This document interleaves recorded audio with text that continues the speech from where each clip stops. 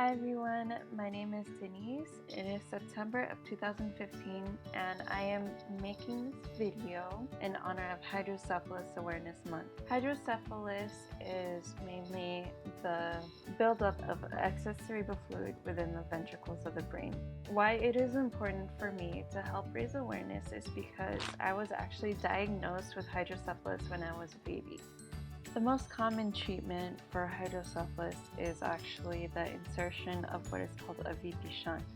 A VP shunt is a tubing the size of a straw that is inserted in the brain, so a hole is drilled within the skull for the tubing to go into the ventricle to drain out the cerebral fluid.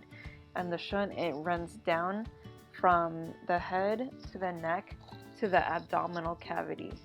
Now, I don't know if you can see it right now, but there's a line right here. It looks like a vein to a lot of people, but it's actually my VP shunt.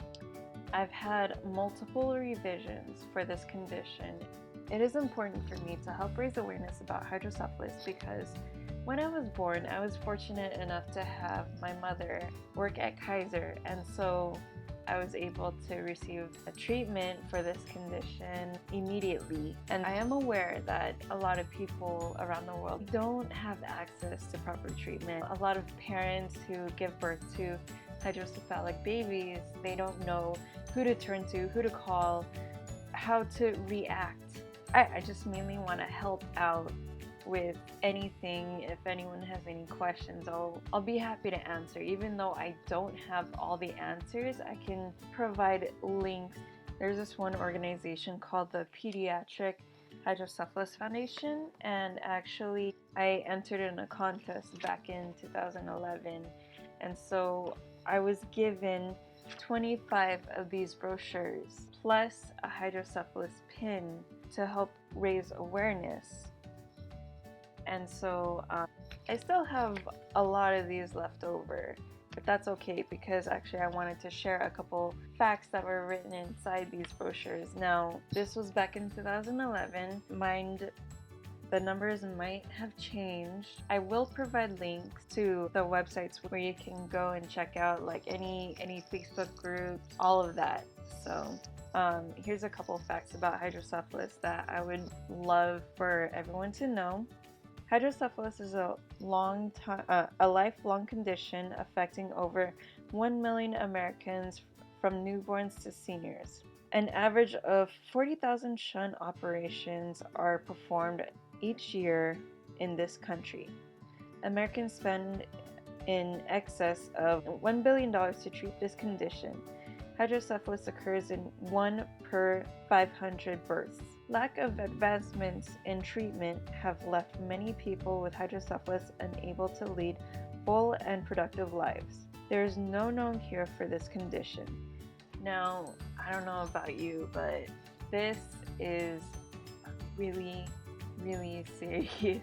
I may look fine in this video. A lot of people, they tell me that, I'm mainly a happy person, that they wouldn't know that I'm suffering of it. Like, some people close to me, they know that I can get pretty upset at times, and they understand. So I also wanted to share something else. There's this picture I found online that honestly I find it 100% accurate on my end. I mean, a lot of people, they deal with this condition differently. That is why there is no known cure. Everyone's body handles it differently. Alright.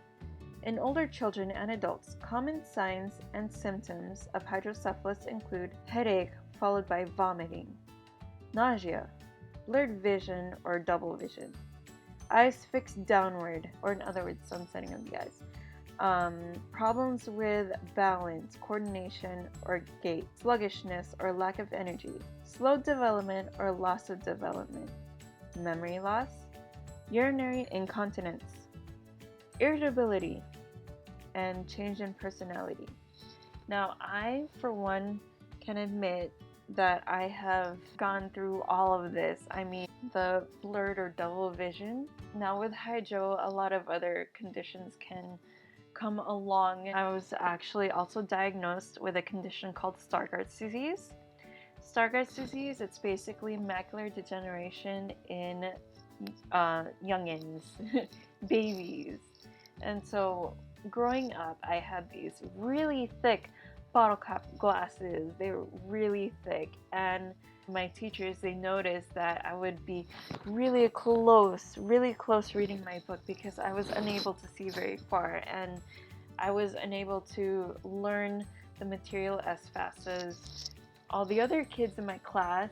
And so I was put in special ed classes, and so growing up from elementary school to high school, I needed to have all my books enlarged to a 14 to 16 size font in order for me to function properly.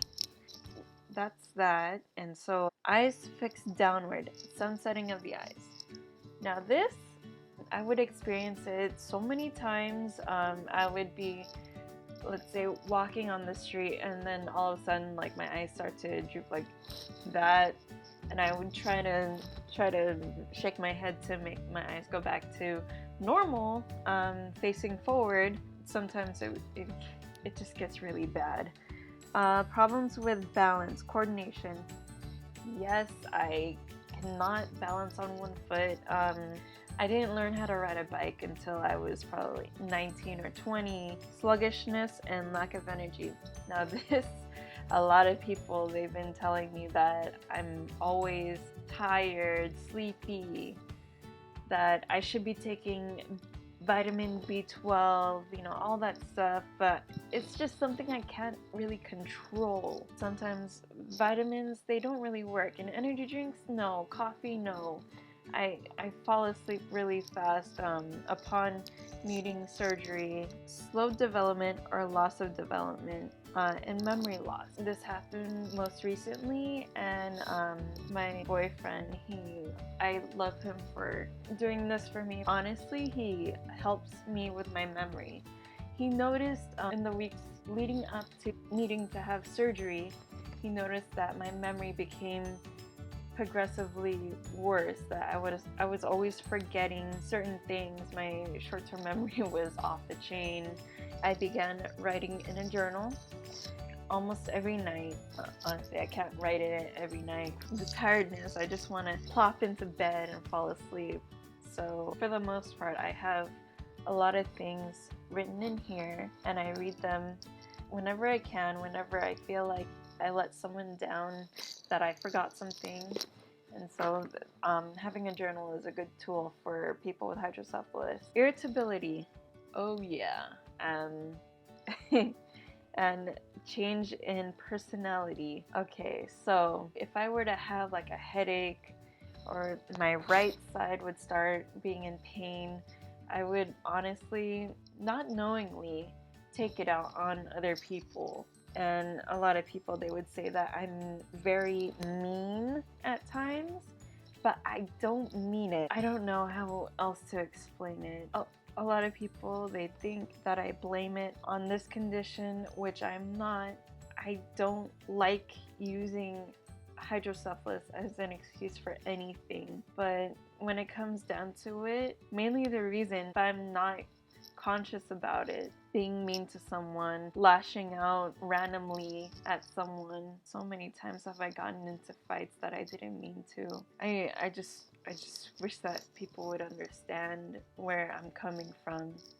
Growing up, I didn't even know that there were other people out there like me. I mean, like, growing up in the 90s, the internet was just coming up or developing, and once MySpace started rolling, Zanga, and then MySpace, and then Facebook, I was able to make contact with other people around the world who have hydrocephalus, and honestly, it's the greatest feeling in the world to actually talk to people who understand.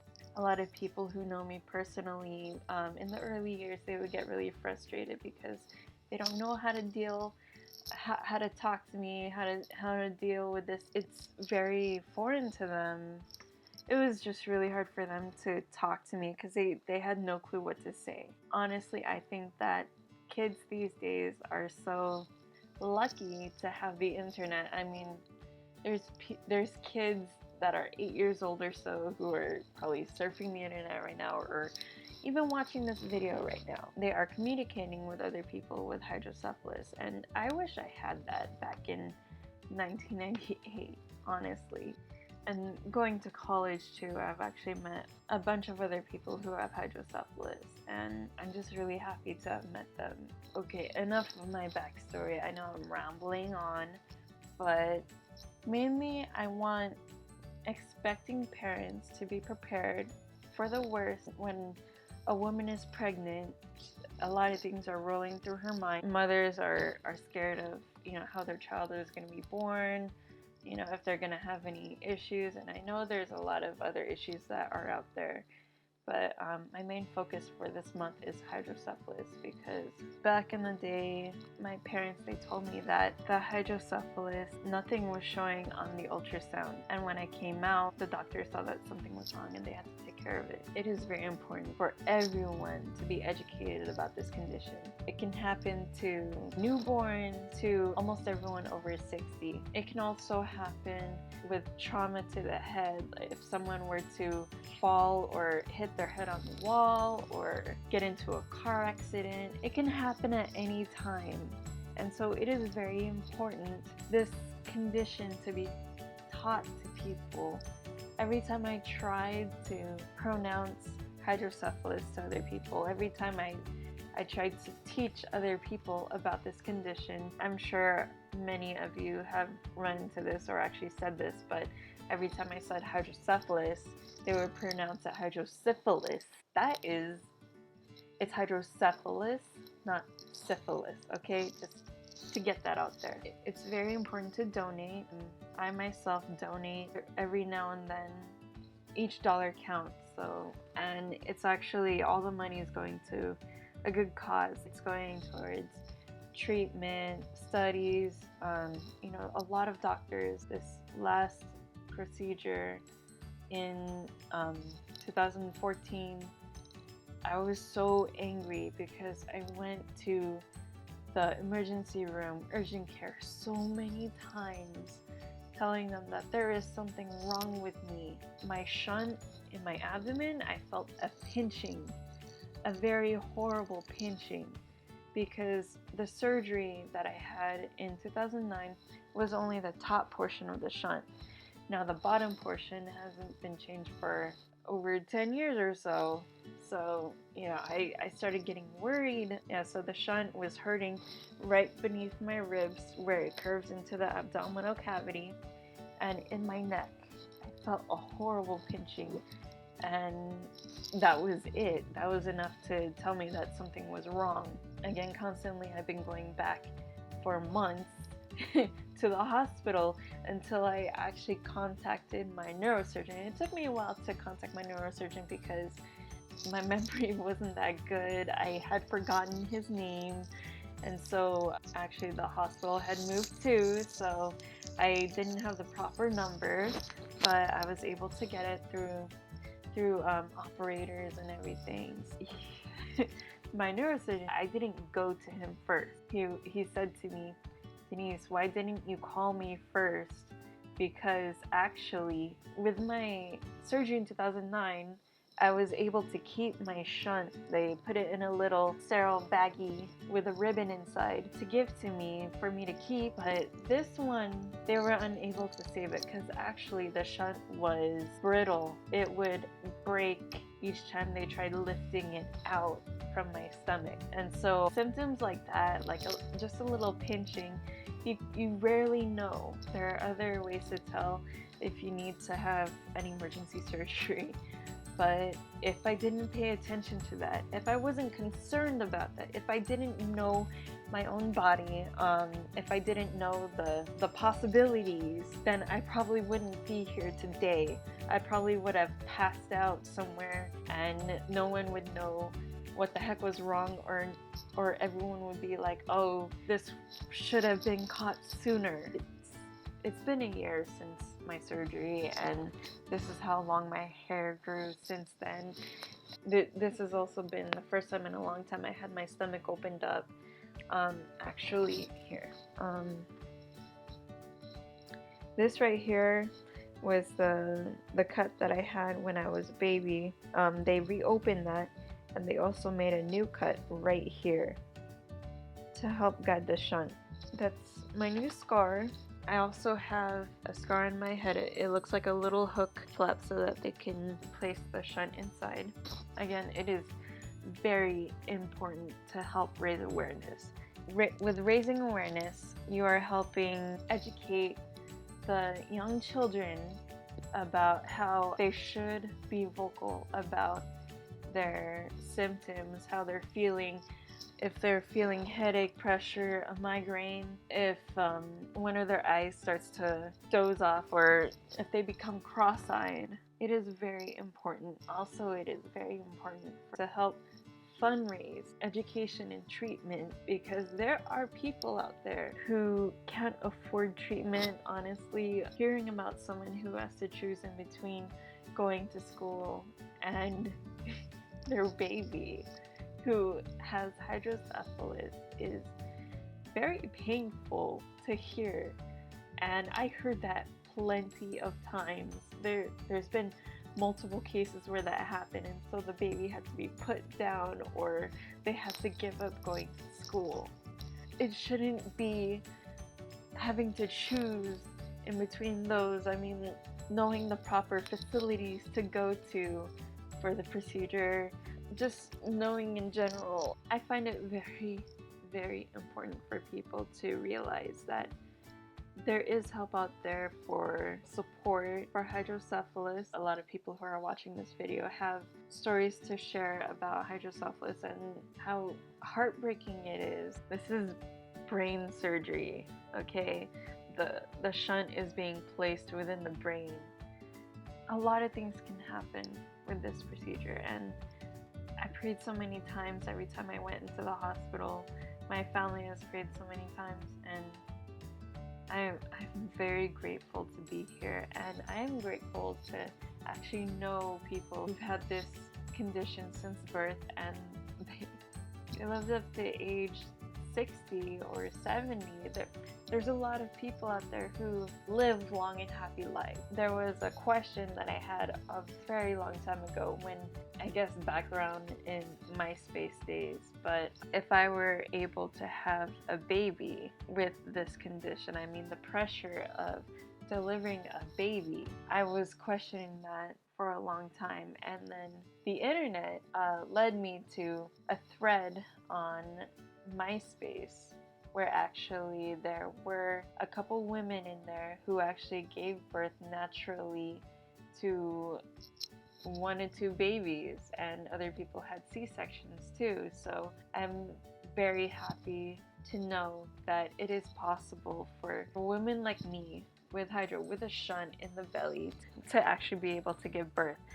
But again, I'm also scared too. So again, my name is Denise. September is National Hydrocephalus Awareness Month. I know I'm not wearing blue, but I do wear this pin a lot.